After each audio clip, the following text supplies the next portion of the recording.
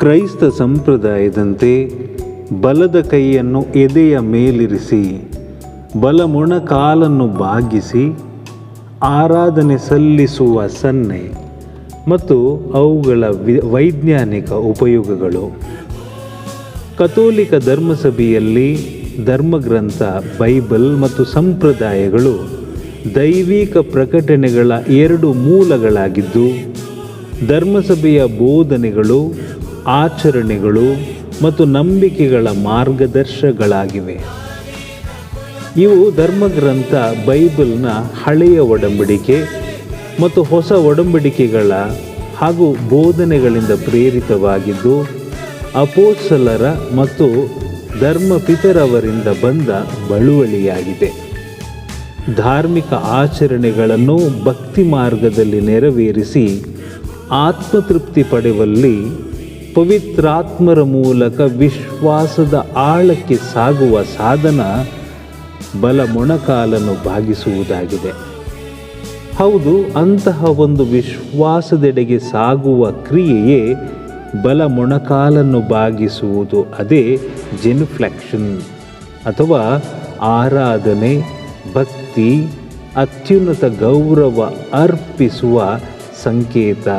ಬಲದ ಮೊಣಕಾಲನ್ನು ನೆಲಕ್ಕೆ ಬಾಗಿಸಿ ನಮಿಸುವ ಅತ್ಯುನ್ನತ ಭಕ್ತಿ ಮಾರ್ಗ. ಬಲ ಮೊಣಕಾಲು ಮಂಡಿಯೇರಿ ಏಳುವ ಅಥವಾ ಮೊಣಕಾಲು ಬಾಗುವ ಕ್ರಿಯೆಯು ಕ್ರೈಸ್ತ ಪೂಜಾ ವಿಧಿಗಳಿಗೆ ಅತ್ಯುನ್ನತ ಗೌರವ ಸೂಚಿಸುವ ಸಂಪ್ರದಾಯವಾಗಿದೆ.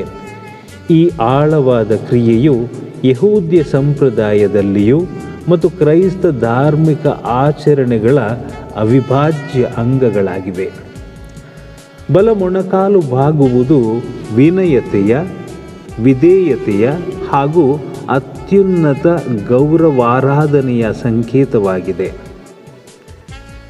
ಕೀರ್ತನೆ 95:6 ಕೀರ್ತನೆಕಾರ, ಬನ್ನಿ ಆರಾಧಿಸೋಣ, ಬನ್ನಿ ಬಾಗಿ ವಂದಿಸೋಣ, ನಮ್ಮನ್ನು ಸೃಜಿಸಿದ ಪ್ರಭುವಿಗೆ ಸಾಷ್ಟಾಂಗವೆರಗೋಣವೆನ್ನುತ್ತಾ ಮೊಣಕಾಲು ಬಾಗಿಸಲು ಕರೆ ನೀಡುತ್ತಾನೆ.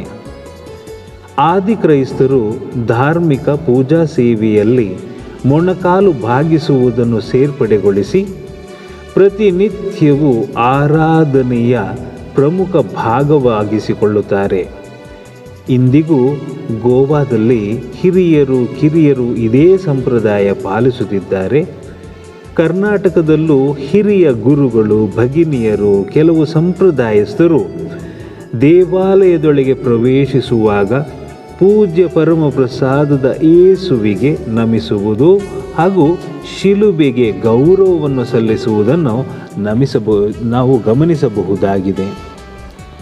ಬಲ ಮೊಣಕಾಲಿನ ಬಾಗುವಿಕೆಯು ವಿನಯತೆಯ, ಸ್ವ ಅರ್ಪಣೆಯನ್ನು ದೈವಿಕ ಪ್ರಸನ್ನತೆಗೆ, ಆತನ ಮಹಿಮೆಗೆ, ಆತನ ಶಕ್ತಿಗೆ, ದೈಹಿಕ ಆರಾಧನೆಯ ಅಭಿವ್ಯಕ್ತವನ್ನು ವ್ಯಕ್ತಪಡಿಸುವುದಾಗಿದೆ.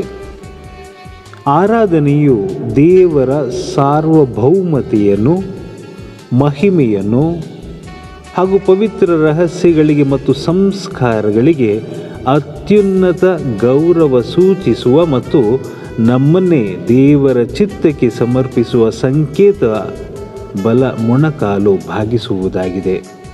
ಈ ಜೆನಿಫ್ಲೆಕ್ಷನ್ ಅಥವಾ ಮೊಣಕಾಲು ಬಾಗಿಸುವಿಕೆಯಲ್ಲಿ 2 ವಿಧಗಳಿವೆ. ಮೊದಲನೆಯದು ಒಂದೇ ಒಂದು ಮೊಣಕಾಲನ್ನು ಬಾಗಿಸುವುದು, ಎರಡನೆಯದು 2 ಮೊಣಕಾಲು ಇರುವುದು. ಮೊಣಕಾಲು ಬಾಗಿಸಿ ನಮಿಸುವುದರಲ್ಲಿ ವೈಜ್ಞಾನಿಕ ಅನುಕೂಲತೆಗಳು ಆವಿಷ್ಕರಿಸಲ್ಪಟ್ಟಿವೆ. ಸುಧಾರಿತ ಸಮತೋಲನ ಸಮನ್ವತೆಯನ್ನು ಮೊಣಕಾಲು ಬಾಗಿಸಿ ದೈಹಿಕ ಯುಕ್ತತೆ ಪಡೆಯಬಹುದು. ಮೊಣಕಾಲು ಮತ್ತು ಸ್ನಾಯುಗಳ ಸಶಕ್ತತೆ, ಸೊಂಟ, ಮಂಡಿ ಮತ್ತು ಪಾದಗಳಿಗೆ ಸಾಮ್ಯತೆ ಹೆಚ್ಚಾಗಲು, ಸ್ನಾಯುಗಳ ಒತ್ತಡ ನಿವಾರಣೆ, ರಕ್ತ ಸಂಚಾರಕ್ಕೆ ಸಹಕಾರಿಯಾಗಿದ್ದು, ಪ್ರತಿಯೊಂದು ಬಾರಿ ಮೊಣಕಾಲು ಬಾಗಿಸುವಾಗ ದೇಹದ ಭಂಗಿಯ ಅರಿವಿರಬೇಕು. ಆಗ ಮೆದುಳಿನ ನರಕೋಶ ಬಲಗೊಂಡು ಗಮನ, ಭಾವನೆಗಳ ನಿಯಂತ್ರಣ ಮತ್ತು ನೆನಪಿನ ಶಕ್ತಿಯು ವೃದ್ಧಿಗೊಳ್ಳುತ್ತದೆ.